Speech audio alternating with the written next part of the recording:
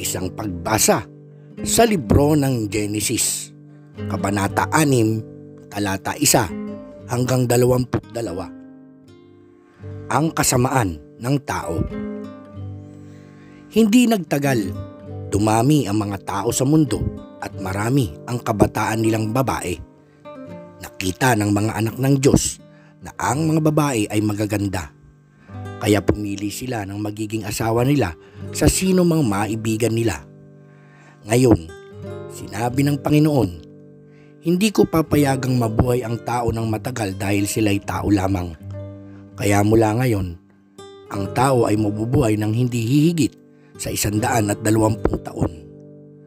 Nang panahong iyon, at kahit ditong huli, may mga kilalang tao sa mundo na mula sa lahi ng mga anak ng Diyos na nagsipag-asawa ng magagandang babae.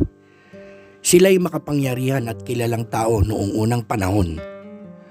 Nang makita ng Panginoon na ang ginagawa ng mga tao sa mundo ay puro kasamaan lang at ang palagi nilang iniisip ay masama, nang hinayang siya kung bakit ginawa pa niya ang tao sa mundo. Labis ang kalungkutan niya, kaya sinabi niya, lilipuling ko ang lahat ng taong nilikha ko sa buong lupain at lilipurin ko rin ang lahat ng hayop sa lupa, pati ang mga hayop na lumilipad dahil nanghihinayang ako sa paglikha sa kanila. Pero may isang tao na nakapagbigay lugod sa Panginoon. Siya ay si Noe. Si Noe, ito ang salaysay tungkol sa pamilya ni Noe. Si Noe ay makadiyos. Siya lang ang namumuhay na matuwid sa kapanahunan niya at malapit ang kanyang relasyon sa Diyos. May 3 siyang anak na lalaki na sina Shem, Ham at Japhet. Napakasama na ng mga tao sa paningin ng Diyos at ang kanilang kasamaan ay laganap na sa mundo. Nakita ng Diyos na lubang masama ang mga tao sa mundo dahil ang ginagawa nila ay puro kasamaan.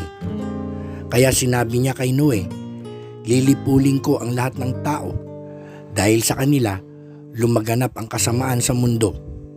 Lilipuling ko sila kasama ng mundo. Kaya ikaw, Noe, gumawa ka ng barko mula sa matibay na kahoy at gawan mo ito ng mga kwarto. Pagkatapos, pahiran mo ng alkitran ang loob at labas ng barko. Gawin mo ito na may sukat na 450 talampakan ang haba, 75 talampakan ang luwang, 45 talampakan ang taas. Lagyan mo ng bubong ang barko at lagyan mo ng agwat na kalahating metro ang dingding at ang bubong. Gawan mo ang barko ng 3 palapag at lagyan ng pintuan sa gilid, sapagkat pababahain ko ang mundo para malipol ang lahat ng nabubuhay.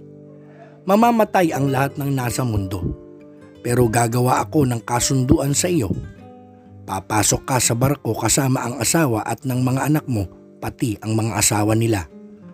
Magpapasok ka rin ng isang lalaki at babae sa bawat uri ng hayop para mabuhay sila kasama mo.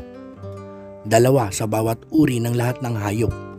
Mga lumilipad, lumalakad at gumagapang. Lalapit sila sa iyo para hindi sila mamatay. Magdala ka rin ng lahat ng uri ng pagkain para sa inyo at para rin sa mga hayop. Sinunod ni Noe ang lahat ng iniutos ng Diyos sa kanya.